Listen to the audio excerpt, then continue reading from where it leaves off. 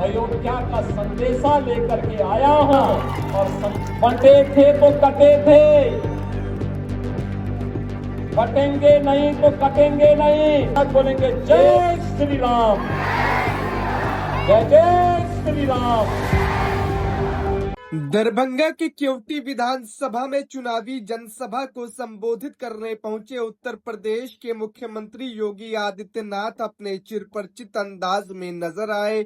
उन्होंने कहा कि वो अयोध्या से संदेश लेकर आए हैं, संदेश बिहार में फिर से एनडीए सरकार बनाने का, जिसके लिए जरूरी है कि आप बटे नहीं, अगर आप बटेंगे तो कटेंगे। उन्होंने वादा किया कि अगर उनकी सरकार आएगी तो यहाँ घुसपैठियों को खदेड़ कर भगाया जाएगा। वर्तमान विधायक के रूप में अब यहाँ कोई भी दंगा नहीं है, कोई नरसंहार नहीं है, कोई अराजकता नहीं है। अब तो हमारी मिथिला भी चंगा है, विकास के पथ पर अग्रसर बढ़ने का काम कर रही है। और फिर भला क्यों नहीं विकास होगा, क्यों नहीं खुशहाली होगी? ये धरा तो बहुत महत्वपूर्ण है। बहनों और भाइयों, ये धरती इतनी महत्वपूर्ण, इतनी पवित्र धरती है। ये धरती, यहां पर हम लोग जब मैथिल कवि कोकिल विद्यापति की बात सुनते हैं तो हमें स्वाभाविक रूप से इस धरा का स्मरण हो आता है।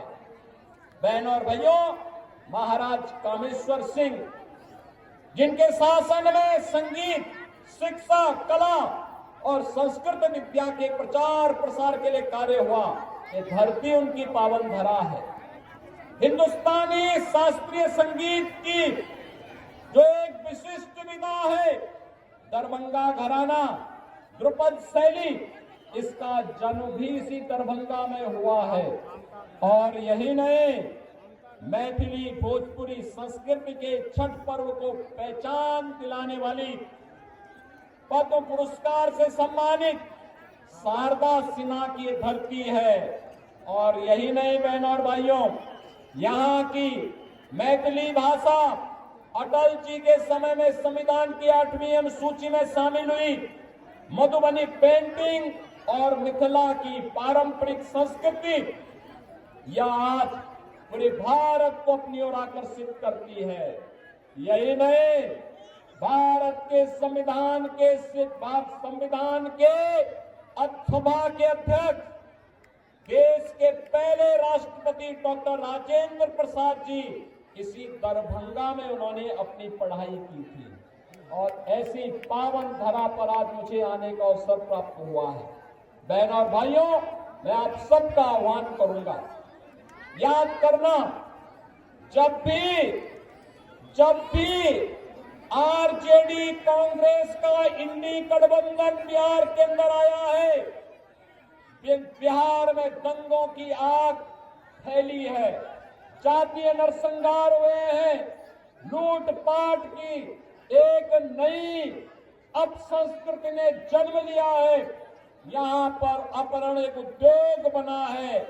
लेकिन अब हम अपने बिहार में इस प्रकार की अराजकता को फिर कभी नहीं आने देंगे। और इसके लिए मैं मिथिला की वासियों का आह्वान करने के लिए आया हूँ, अयोध्या का संदेशा लेकर के आया हूँ।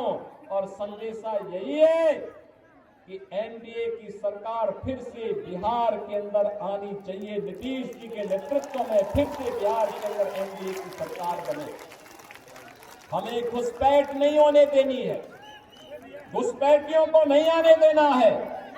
जैसे कश्मीर में धारा 370 को समाप्त करके कश्मीर में पाकिस्तानी तत्वों को मार करके, खदेड़ करके बाहर किया गया है, ऐसे ही हम अपने सीमावर्ती क्षेत्रों में घुसपैठियों को निकाल करके बाहर करके, और जो भी आपराधिक गतिविधियों में लिप्त होगा उसकी संपत्ति को जब्त करवा करके गरीबों में बंटवाने का काम भी करने का काम एनडीए की सरकार करेगी। बहनों और भाइयों, मैं तो आपसे ही कहने के लिए आया हूं, यही अंतर है आरजेडी और कांग्रेस में और एनडीए में। एनडीए सुशासन की बात करती है और करके दिखाती है। एनडीए विकास का कार्य करती है। एनडीए विरासत का सम्मान करती है। एनडीए बाल बेटियों की सुरक्षा, नौजवान के लिए रोजगार, किसान के लिए सम्मान निधि, श्रमिकों के सम्मान का कार्य, उनके स्किल डेवलपमेंट का कार्य करती है। तो आरजेडी और कांग्रेस के लोग अपहरण को उद्योग बनाते हैं, पेशेवर माफिया को अपना शागिर्द बनाते हैं, और इसीलिए तो इन पेशेवर माफियाओं को उपचार हम लोगों ने निकाला है। उत्तर प्रदेश में इनकी छाती में बुलडोजर चला करती है। आज उत्तर प्रदेश माफिया विहीन हो चुका है। आज उत्तर प्रदेश अपराध से मुक्त हो चुका है। आज उत्तर प्रदेश में न दंगा है और न ही कोई अपराध। यूपी में अब सब है चंगा। यूपी में कोई समस्या नहीं। पर्व और त्योहार के पहले कोई दंगा नहीं होता है, क्योंकि दंगाई को मालूम है दंगा करेगा तो जो उसने लूटा है वह तो जाएगा ही जाएगा। अगर खानदान ने कहीं से कुछ कमाया है वह भी सब जाएगा, और गरीबों के लिए फिर आवास बना करके सरकार उन गरीबों को देने का काम कर देगी। और भाइयों, यहां पर आप फिर से एनडीए के प्रत्याशी श्री मदन मुरारी झा को विजयी बनाइए। किसी भी ऐसे तत्व को मत घुसने दीजिए जो घुसपैठियों को प्रश्रय दे, अराजकता को जन्म दे, पर्व और त्योहारों में मिथिला की संस्कृति को अपमानित करने का काम करे, पर्व और त्योहारों के पहले दंगा कराने का काम करे। जो विकास में बैरियर है उसको पनपने नहीं देना है। और यही कहने के लिए आज मैं आपके पास आया हूं। हमें फिर से अयोध्या और मिथिला को जोड़ करके राम राज्य की अवधारणा को साकार करने की दिशा में आगे बढ़ना है। और राम राज्य की अवधारणा ये तभी आएगी जब बिहार में एनडीए की सरकार आएगी। ये राम राज्य बिहार के लिए, आत्मनिर्भर बिहार के लिए, समृद्ध बिहार के लिए, विकसित बिहार के लिए यह अत्यंत महत्वपूर्ण है। और यह केवल और केवल तभी होगा जब एनडीए विजयी होगा। एनडीए विजयी होगा, बिहार विजयी होगा। एनडीए की विजय बिहार की विजय के साथ जोड़ करके देखना होगा।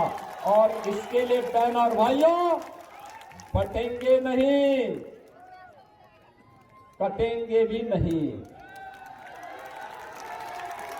याद करना, बंटे थे तो कटे थे, बटेंगे नहीं तो कटेंगे नहीं। एक रहेंगे तो सेफ भी रहेंगे।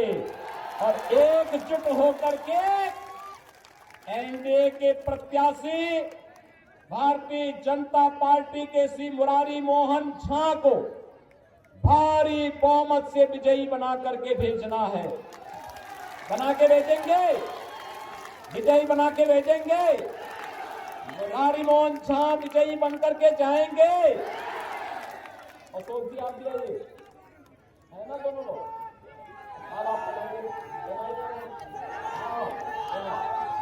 यहाँ के सांसद विजयी माला पहना रहे हैं आपकी तरफ से। सहमत है ना? सभी लोग सहमत हैं? तो फिर कहां तक मेरे आवाज जा रही है? दोनों हाथ ला करके आशीर्वाद दीजिए मुरारी मोहन झा को। जहां तक मेरी आवाज जा रही है, सड़क के उस पार भी इस पार भी, इस सड़क में भी जितने लोग खड़े हैं, आप लोगों से मेरा आग्रह होगा, दोनों हाथ ला करके भारतीय जनता पार्टी के प्रत्याशी को अपना आशीर्वाद दीजिए। इधर भी सारे लोग जितने भी हैं, सभी लोग, कि बटेंगे नहीं, कटेंगे भी नहीं। न बटेंगे और न कटेंगे। हम तो एनडीए को विजयी बना करके बिहार को समृद्ध बनाएंगे। मेरे साथ बोलेंगे, जय श्री राम, जय जय श्री राम, जय जय श्री राम।